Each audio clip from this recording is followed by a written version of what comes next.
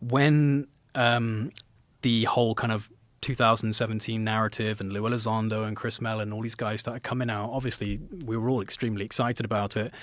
Over time, you know, there were some issues, like some contradictions. Lou Elizondo especially has contradicted himself quite a lot. And some of us started to get a little bit suspicious of these people and just started asking questions. It didn't take long for us to be targeted by a pretty significant network online of people that were trying to hack and dox us, and people like, he hasn't put his actual name out there, but people like Red Panda Koala was doxed online, had his family house put out online, photos of his underage sister put out online by a group of individuals who are all very closely connected to Lou Elizondo.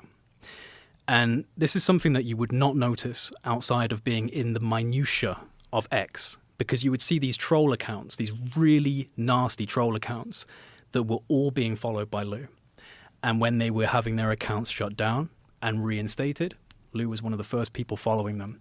Some people have actually come out about this group now and revealed screenshots of DMs where they're in private conversations with people like Lou and Gary and, you know, some of these other guys who I got connected to early on, very early on. I got some of the first interviews with these people and was very pro it, until I started realizing that they were very much trying to control the narrative, and there were, you know, things you couldn't speak about, can't talk about, you know, reverse engineering or consciousness-initiated contact. Anything to do with Greer is completely poisonous. Lou Elizondo was actually, he called Greer and a couple of other people terrorists. He said, I wouldn't negotiate with terrorists when asked about Stephen Greer.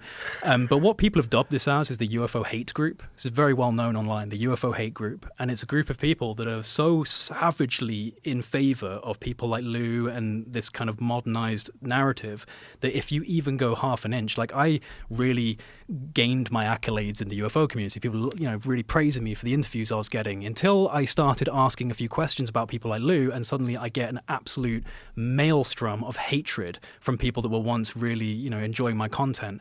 And I'm quite lucky. I haven't been targeted so heavily. Some people have had their lives ruined by these people who are all connected to individuals like Lou. And Lou actually said that he came to burn ufology to the ground. Like, he actually said that in an article. He was like, I want to burn ufology. I want to destroy it. When did he say that? Oh, it was like in like a few years back now. You could why get did it he up. say it? What was the context? I think it was just about the way in which the UFO community has, you know, been misrepresenting the phenomena and like the confusing spaghetti junction of narratives. And he just kind of, I want If he to actually put a knew hard things, reset. doesn't that kind of actually make sense to say? Does he know things? You don't think he knows things? What does he know? I don't know. Exactly. Right? They all know something, but none of them can tell us. And they all knew it from someone else, and someone else told them, and they knew it, and they know this. And like, dude, I was so in love with all of this. You have to understand that I was a believer. I was like, this is amazing. I had my orb experiences, so I had a bias already. I was like, I'm ready to believe in whatever you're saying. It took me a while to start actually realizing that this is not going in a direction I think it should be going, and that there's a heavily curated narrative. And if you try and question the narrative, you will be punished by groupthink. It felt like, honestly, I started to feel like I was in a COVID cult for ufology, where you just can't talk about Lou Elizondo in a bad light, regardless of the fact that this man has gone on stage and presented literal fake UFO photos to the public, which have been debunked in less than 24 hours, and he had to admit that they were fake because of the debunks, but people are just happy to forget these things happened. Like, he went up in a congressional setting and held up a UFO photo that was proven to just be fields, like agricultural fields. Yes, this is a fake. That's not a shadow. That's a darker field next to the lighter field. These are two circles. And this was proven. He had to admit it. This is in a congressional setting. This man apparently ran the Advanced Aerospace Threat Identification Program. I call bullshit. I don't believe he did, because he seems like more of a government stooge. And he feels like someone that would be sent out to do what he admits he was doing, counterintelligence. He's a counterintelligence, counterterrorism, counterespionage guy. I'm not a UFO guy. I'm a counterterrorism, counterespionage guy. He's also one of the guys calling for amnesty, right? Oh, how surprising. Yeah, exactly. Isn't he? Color me shocked. Yeah, no, he is. Like, color me shocked. Does he say that in because a lot of them do say it. I want to make sure that he actually said that. I don't know. In the Age of Disclosure I'll be perfectly documentary. honest with you, Joe. I haven't even fucking watched it because I'm just not interested in that element of the UFO subject anymore. I've been burned by these guys. I've had Gary Nolan emailing me like, why aren't you on the team anymore? Why don't you like be a team player? It's like, because you're literally telling me that I can't tell my own fucking truth. You're censoring me and saying that I'm not being a team player just because I have What were they questions. censoring you about? What in particular?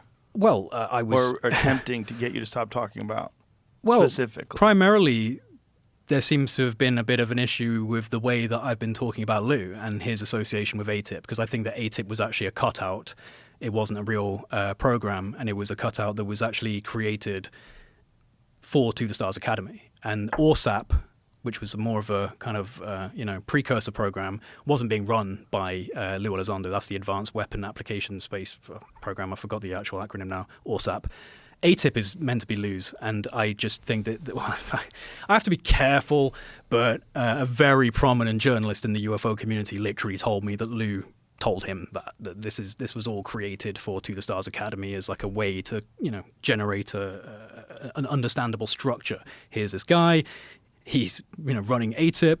I have an issue with the idea that someone like Lou Elizondo can go to the New York Times and say that the Secretary of Defense wasn't being briefed on UFOs, and I'm the one that was running a program when people like Julian Assange and Edward Snowden are being thrown to the wolves for just revealing standard national security issues. This is meant to be even deeper, right? It's a black budget.